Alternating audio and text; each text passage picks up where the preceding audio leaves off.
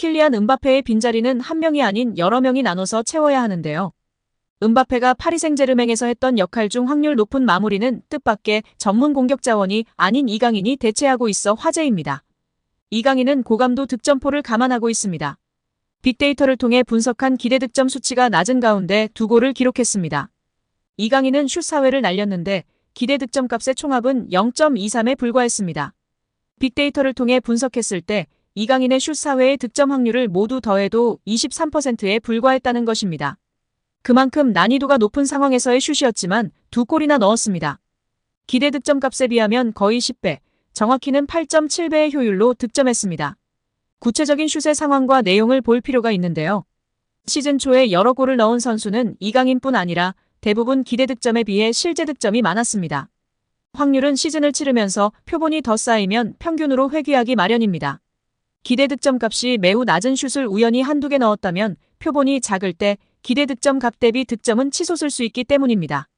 예를 들어 어떤 선수가 기대 득점값이 0.1도 되지 않은 중거리 슛을 우연히 성공시켰다면 그 순간 고효율 득점을 올린 셈이지만 비슷한 상황을 반복하지 못하면 경기를 반복할수록 수치는 떨어지게 됩니다.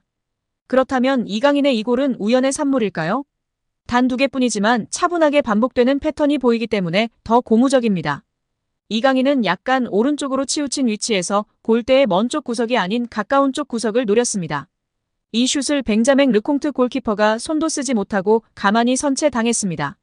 이강인은 앞선 인터뷰에서 음바페의 슛을 보고 배운 바 있다고 이야기하기도 했습니다. 힘을 빼고 슛을 하는 게 오히려 좋다는 이야기였습니다. 이강인은 뛰어난 킥력에도 불구하고 슛에 힘이 들어가 골문을 벗어나는 경우가 많았고 그래서 중거리 슛이 적은 편이었습니다. 이번 시즌 넣은 2골은 성장했음을 보여준다는 평가를 받고 있습니다. 니어포스트를 노리는 마무리는 PSG를 떠나 레알 마드리드로 간 음바페의 특기이기도 했습니다. 현재 음바페를 대체할 만한 스타 공격수가 영입되지 않은 가운데 그의 측면 공격 역할은 브래들리 바르콜라가 맡고 있습니다. 가장 좋아하는 왼쪽 측면이 겹쳤던 바르콜라는 음바페가 떠난 뒤 마음껏 활개치면서 벌써 3골을 기록했습니다. 하지만 바르콜라뿐 아니라 랑딸 콜로무아니, 마르크 아센시오 등 PSG 공격진 중에서 결정력으로 정평이 난 선수는 없다는 평가인데요. 그나마 결정력이 좋은 편이었던 곤살로 하무스는 첫 경기에서 부상을 입어 이탈한 상황입니다. 음바페의 돌파력을 바르콜라가 대신한다면 그의 고감도 마무리는 뜻밖의 미드필더 이강인이 대신하고 있습니다. 이강인이 동료들 중 누구도 보여주지 못하는 안정적이고 확률 높은 마무리를 이어간다면 이번 시즌 더 극심해진 PSG 주전 경쟁에서 살아남을 무기가 하나 늘어나는 셈입니다. 몽펠리에의 자카리안 감독은 PSG전을 마친 후 퀘스트 프랑스 등 현지 매체를 통해 라커룸에서 선수들에게 별로 말을 하지 않았다. PSG가 더 강했고 더 강한 스쿼드를 보유하고 있었다. PSG는 우리를 압도했다. 우리는 경쟁할 수 없는 수준이었다며 수비진에 부상 선수들이 있다. 우리는 PSG와 경기를 하면 4골, 5골, 6골을 실점한다. 우리와 경쟁하는 수준의 팀을 상대로 더 잘해야 한다는 뜻을 나타냈습니다. 프랑스 매체 막시풋은 이강인의 몽펠리에전 득점 상황에 대해 이강인은 무자비한 타격을 가했다. 이강인은 니어 포스트에 절묘한 슈팅을 때렸고 몽펠리에에게 기회도 주지 않았다고 언급했습니다. 프랑스 매체 퀘스트 프랑스는 이강인이 멋진 슈팅으로 쇼를 마무리했다고 전했습니다. 축구 통계 사이트 소파스코어에 따르면 이강인은 후반 30여 분 동안 42번의 볼터치와 함께 92%의 패스 성공률을 보여줬다. 키패스도 2차례에 달했습니다. 이를 통해 8.1점의 높은 평점을 받아 교체 투입된 선수 중 가장 좋은 평가를 받았습니다. 한 현지 팬은 흡사 킬리안 음바페의 장점을 보는 듯했어. 음바페는 각도가 없는 상황에서도 골키퍼의 예측을 뒤집는 니어 포스트 슈팅이 최대 강점인데 이강인에게 이런 모습을 자주 봤으면 좋겠어. 이제 시작이야. 라며 극찬을 아끼지 않았습니다. 지난 시즌 음바페와 호흡을 맞춘 이강인이 빠르게 흡수하며 한층 성장한 모습을 보여줬습니다. 파리 생제르맹이 포르투갈 천재 미드필더 영입 공식 발표를 눈앞에 두며 화제입니다.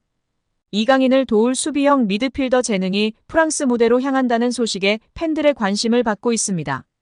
유럽 축구 이적 시장 전문가 파브리시오 로마노는 1일 주앙 네베스의 PSG행 발표가 임박했다.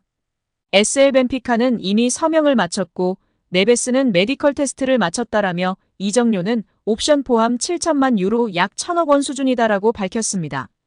PSG는 수비형 미드필더 영입에 진심이었습니다. 로마노는 PSG는 몇 주간 협상 끝에 두 번째 계약을 체결하게 됐다라며 벤피카와 협의는 꽤 오랜 시간이 걸렸다. 올 시즌을 앞두고 PSG는 네베스와 계약에 서명할 예정이다. 그는 2029년 6월까지 PSG와 함께할 것이라고 설명했습니다. 심지어 PSG는 네베스 영입을 위해 선수 한 명을 계약에 포함했습니다.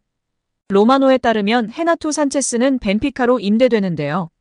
PSG는 미드필더 한 명에 거금을 벤피카에 내주고 네베스를 품는 셈입니다. 네베스는 포르투갈 최고의 수비형 미드필더 재능으로 통합니다.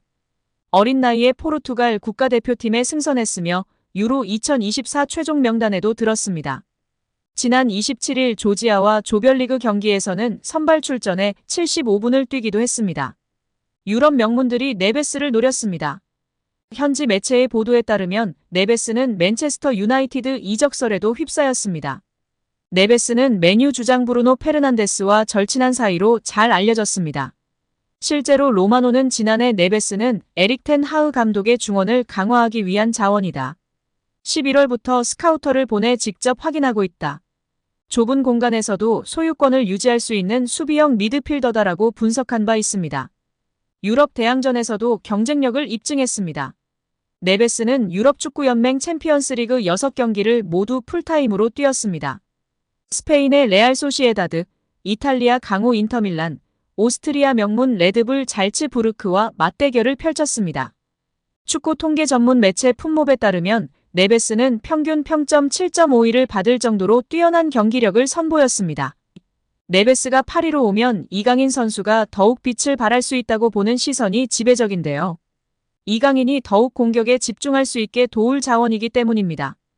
우가르테가 만족감을 주지 못해 비티냐 등이 수비형 미드필더로 뛰게 되면서 이강인 선수의 위치도 애매했는데 확실한 수비형 미드필더 자원인 네베스가 버티고 있으면 공격적 재능이 높은 이강인 선수가 더 선택받을 수 있는 확률이 올라간다는 평가입니다. 네베스는 어린 나이에 노련한 경기 운영과 왕성한 활동량이 돋보이는 미드필더인데요. 이강인 선수와의 중원에서의 케미가 기대되고 있습니다. 여기에 프랑스 매체 풋 메르카토는 16일 PSG는 한국의 공격형 미드필더 이강인에 대한 상당한 제의를 받았다. 이름이 유출되지 않은 EPL 축구구단은 이강인을 영입하기 위해 7천만 유로 약 1,056억 원을 제안했다라고 보도했습니다. 이어 PSG는 하지만 EPL 클럽의 제안을 거부했다. 이강인을 보유하길 원하기 때문이다. 이강인은 또한 파리에서 매우 편안함을 느끼며 당분간 프랑스 수도를 떠나고 싶지 않고 싶어 한다라고 전했습니다. 매체는 시즌 중 루이스 엘리케 PSG 감독의 발언을 인용하며 이강인이 팀 내 차지하고 있는 비중을 짚기도 했습니다. 루이스 엘리케 PSG 감독은 이강인에 대해 그는 매우 중요한 선수다. 오른쪽과 왼쪽 윙어를 모두 소화한다. 기술적 능력을 갖춘 선수다. 또 팀을 위해 자신을 희생할 줄 안다라고 평가한 바 있다고 전했습니다.